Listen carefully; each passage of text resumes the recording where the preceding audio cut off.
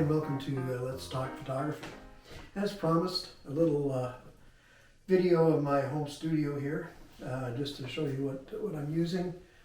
In the background here, I've got a Westcott X-Drop backdrop. I've got different backdrops. I have a white one, a black one, and a gray one. This is a typical setup for a headshot. It's a clamshell lighting, so there's a light above and a light below. Gives very nice even light across the face. And I'm using here, in terms of the camera, this is a Nikon D600, and I'm using a cam ranger on there so that I can control the camera from my iPad, just as I'm controlling the other camera with my iPad. And this gives a nice light. It's very typical for a headshot. This lighting setup is going to give you a grayish looking background because of the light fall off from subject to background. If you want a bright white background, I add 2 speed lights at the back, and that gives us a clean white background. So either way you can have both, and obviously you can have any type of background put in post-production. So I'll show you an example of a couple of the shots that I took today using this, and that's the first setup. Next video will be the second type of setup that I use for headshots. So anyway, let's keep talking photography. Give me a call, book your headshot, and we'll talk to you soon. Hi, and we're back. So what we're going to do now is we're going to take a look at the images that I took using that clamshell light up that you saw earlier. And we're going to start off by looking at the straight out of camera image. When I shoot raw. Raw simply means that there's been nothing done by the camera to the image. When you shoot raw, it gives you a greater latitude in the editing process to the image. So this one here that you're looking at is straight out of camera. You'll notice the background is gray because of the light fall off to the background. Also you'll notice that it's a fairly nice even light. It's kind of a flattering light. It doesn't create any harsh shadows that you might want, say, for example, in a portrait. So this is the straight out of camera one. Now in this second shot, I've done some editing. I've used frequency separation. Basically what that is it is removing any blemishes from the face, lightening the shadows under the eyes a little bit. If you have any stray hairs, getting rid of the stray hair, that type of thing.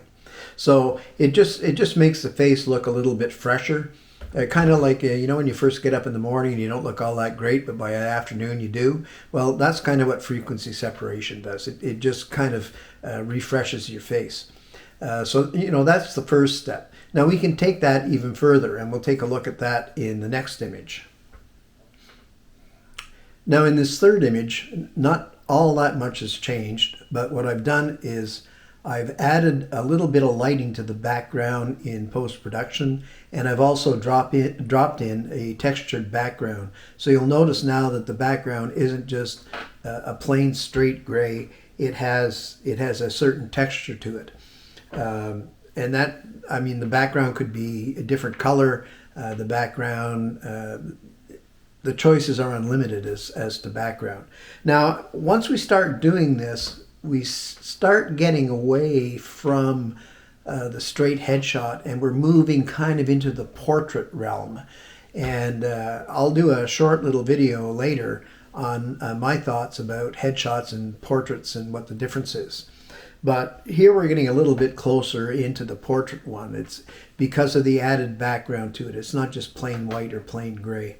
Now in the next shot, you're going to see that we're really getting into the portrait because I'm starting to add other things to the image. So here's the next image.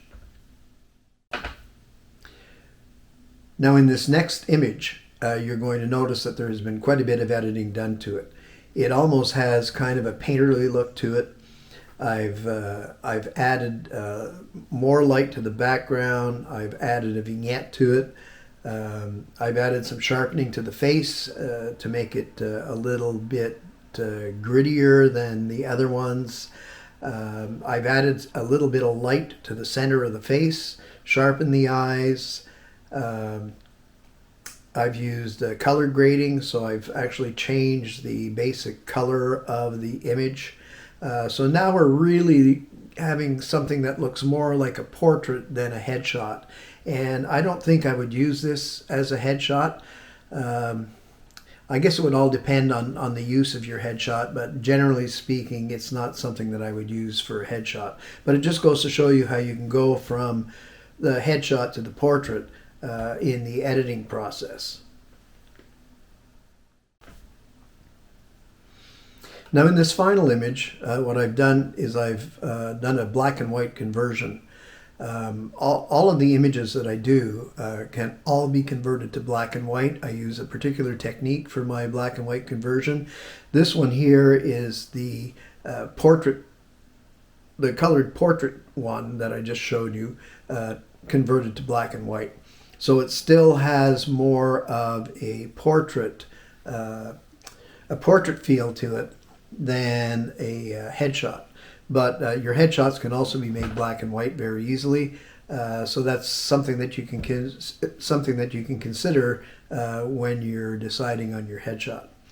So I hope you enjoyed taking a look at the clamshell lighting and the results that come from that. It's one of the lighting setups that I can use.